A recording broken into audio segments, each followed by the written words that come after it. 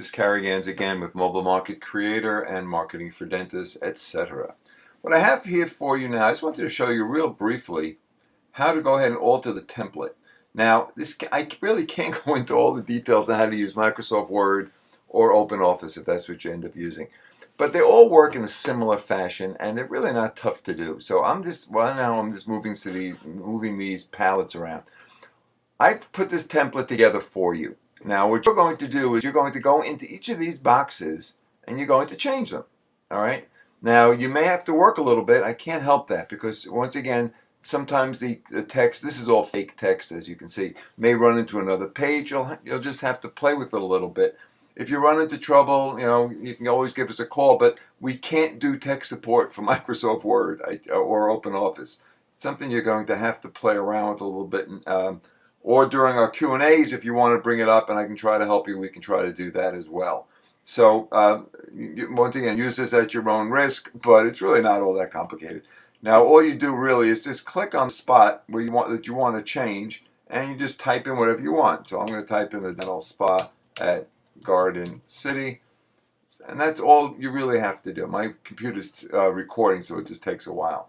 And over here for the date, you want to click on that field. And I would put in either, you can get rid of the word date and just put in, I don't know, fall 2013, that kind of thing. And get rid of the colon.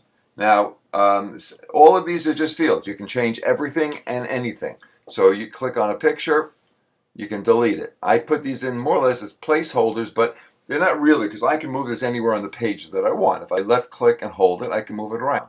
It hopefully will move. Moving whatever. Yeah, you go. So you can see it moves, it lines up, it does whatever. So you don't have to leave it here if you don't want to. I just put it here as a placeholder. Now it's taking forever to move because I'm recording this.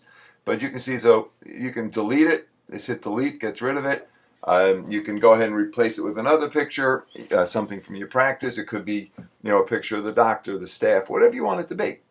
Each of these fields can be changed. The colors, if you want to change the color, just double click in the box and then you grab the text.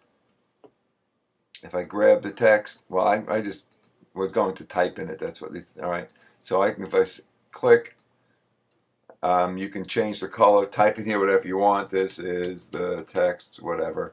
And then if it automatically fixed it.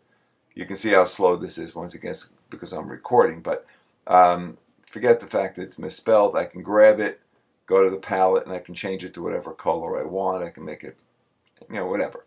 So it's all Word. It's OpenOffice works in a very similar fashion. I'm going to look for other alternatives as well to see if there's another alternative that you can use to make the changes.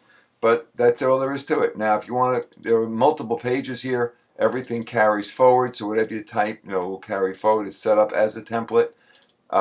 Go grab the pictures, change them. Obviously, don't use these. These are just placeholders. But you can start fiddling around with it. There are 6 pages, a lot more than you probably need, but you can delete pages at will, get rid of the pages you don't want to use. Now, once you've finished your newsletter, now, it's very important, by the way, whenever you're doing anything like this, save it intermittently.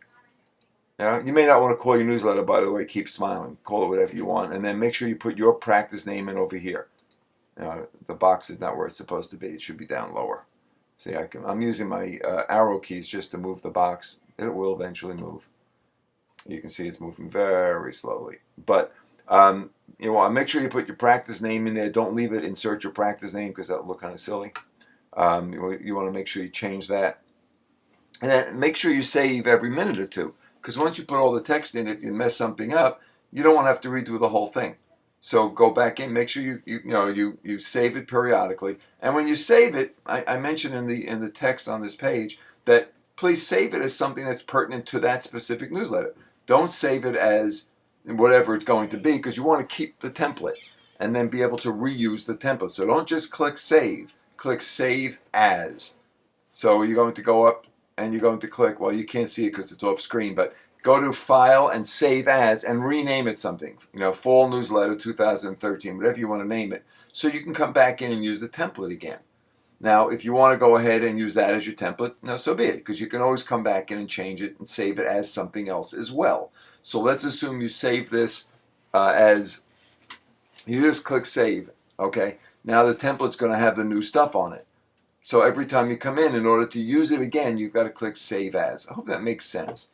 I hope most of you probably understand that. But if you don't, I would just go in each time you create a new newsletter, just click Save As, name it as a specific newsletter, Fall 2013.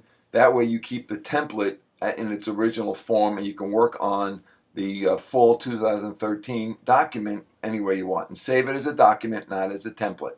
You want to save it as a document, because then what you're going to do is use this either as a handout so you can print it and hand it out in the office. You can use it as a mailer.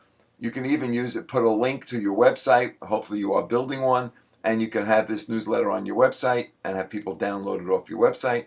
All different ways of using a newsletter. But please make sure you send them out at least once every quarter, and you want to mail it to all your patients. There are lots of other things we can show you how to do, and we'll be doing that during our Q&As and our monthly meetings. But I just wanted to give you a real brief overview. Once again, not rocket science, but I also just can't spend a whole day teaching you how to use Microsoft Word. There are plenty of online sources to do that. This is just a template, and you can go ahead and play with it. Microsoft has all kinds of tutorials, and if you need help, once again during the Q&As, we're happy to help you.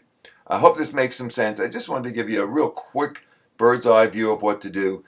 In our graphics section, we have loads of graphics for you. I've tried to accumulate them, but there's a lot of free stuff on the web that you can use and use in your office, so you can certainly go do that. And as far as the articles, to replace all this nonsense text, we have an article section in Marketing for Dentists, where I have 200-300 now different articles on a wide variety of subjects that you can put in. Now, I also mention on this page that please alter them, change them to suit your practice. These are just stock articles. They're put together just as a basis of format to get you going, to make it a little bit easier so you don't have to be original. But please read them, change them, alter them, add whatever you want to add to them. So it's all about you and your practice. It is not about me. We don't want this to be boilerplate. So please make sure you look at the articles, combine them, take bits and pieces, change them, add stuff that's pertinent to your practice. These pictures should be real from your practice. If you don't have real pictures to start, then certainly you can use the ones in the graphics library. But make this personal. What you want for your practice, if you're going to make the effort or have someone in your staff do it, make sure it's pertinent to your practice. Introduce your staff, introduce new services or techniques you're doing, talk about your vacation, holidays, whatever you want, additions to the practice, maybe you redid your reception room, whatever. Make this a very personal process. So the article should be personal, the picture should be somewhat personal. You want to change the title, go change the title, etc. Any questions, let me know. But now you have a template, you can start going ahead and doing your newsletter, and hopefully we've made it a little bit easier for you. Enjoy, and any questions, please ask them during our weekly Q&A. Have a great and successful day.